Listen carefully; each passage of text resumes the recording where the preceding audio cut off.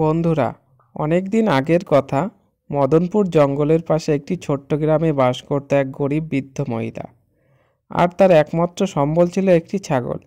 একদিন বুড়ি ছাগলটিকে ঘাস খাওয়ানোর জন্য মাঠে বেঁধে রাখে। ঠিক তখনই জঙ্গলের মধ্য দিয়ে হাঁটতে হাঁটতে একটি শেয়াল বেরিয়ে আসে। ওরে বাপরে, আজ যে কার মুখ দেখে উঠেছি, কপালটা তো খুলেই গেছে। কি সুন্দর নাদুস নুদুস ছাগল, এটাকে তো আজ খেতেই হবে। যখনই শিয়ালটি ছাগলছানাকে মারতে আসবে তখনই তার মাথায় একটি হঠাৎ বুদ্ধি এলো।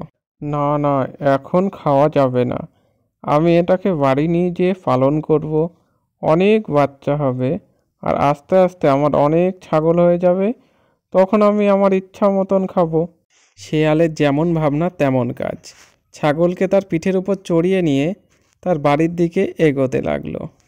বাড়িতে এসে শেয়াল ছাগলছানাটিকে একটি বেড়ার মধ্যে রেখে দিল এবং সে ছাগলের জন্য ঘাস আনতে চলে গেল। শেয়াল যখন ঘাস কাটতে যায় তখনই সেখানে চলে আসে একটি বাঘ। আরে শিয়াল ভাগ্নে যে, তুই আবার ঘাস খাওয়া শুরু করলি কবে থেকে? শেয়াল তখন মনে মনে ভাবলো, না না, বাঘ মামাকে ছাগলের কথা বলা যাবে না। কি আর বলবো মামা, খাবারের যা অভাব, ঘাস খেয়ে বেঁচে থাকতে হবে। শেষে কিনা ঘাস? খা খা, পেট ভরে খা। আমি জঙ্গলের মধ্যে যাই দেখি শিকার পাই নাকি। এইদিকে সেই বৃদ্ধা বিকালবেলায় যখন ছাগল নিতে এসে দেখে তার ছাগল নেই, তখন সে অনেক কান্নাকাটি করতে লাগে। এদিকে ছাগল খাওয়ার জন্য অনেক জোরে জোরে ডাকতে থাকে। তখন শিয়াল বলে, দাঁড়া দাঁড়া, আর ডাকতে হবে না, ঘাস নিয়ে এসছি। ছাগল সেই ঘাসগুলো খুব মজা করে খায়। কয়েকদিন পর আবার শিয়াল ভাগ্নে ঘাস কাটতে যায়, কিন্তু সেই দিন আবার বাঘ দেখতে পায়। তখন বাঘ মনে মনে ভাবে, শিয়াল ভাগ্নের ব্যাপারটা কি?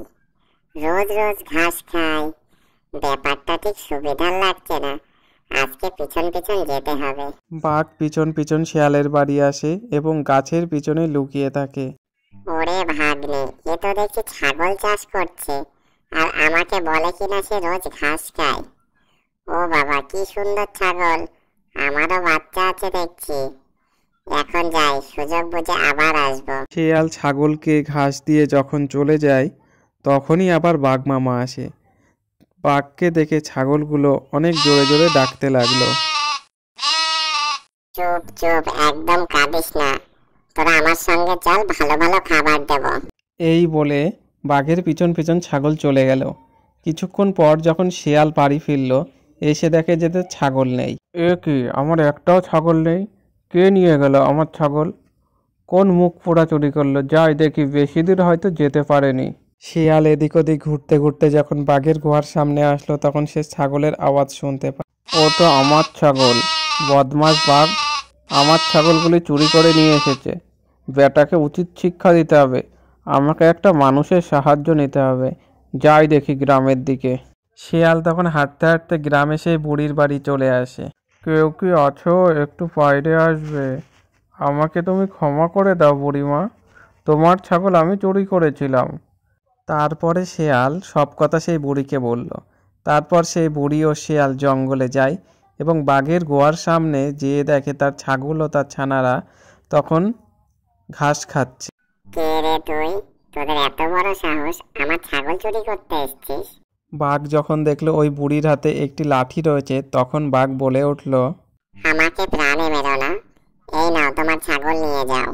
ছাগল ও তার ছানাদের নিয়ে সেই বৃদ্ধা এবং শিয়াল গ্রামের বাড়িতে ফিরে আসলো। বৃদ্ধটি তার ছাগলগুলিকে পেয়ে অনেক খুশি হলো। শিয়াল ছাগলকে না খেয়ে লালন পালন করার জন্য শিয়ালকে ছাগল একটা ছানা দিয়ে দিল। শেষে শিয়াল ছাগল ছানাটা নিয়ে জঙ্গলে চলে গেল।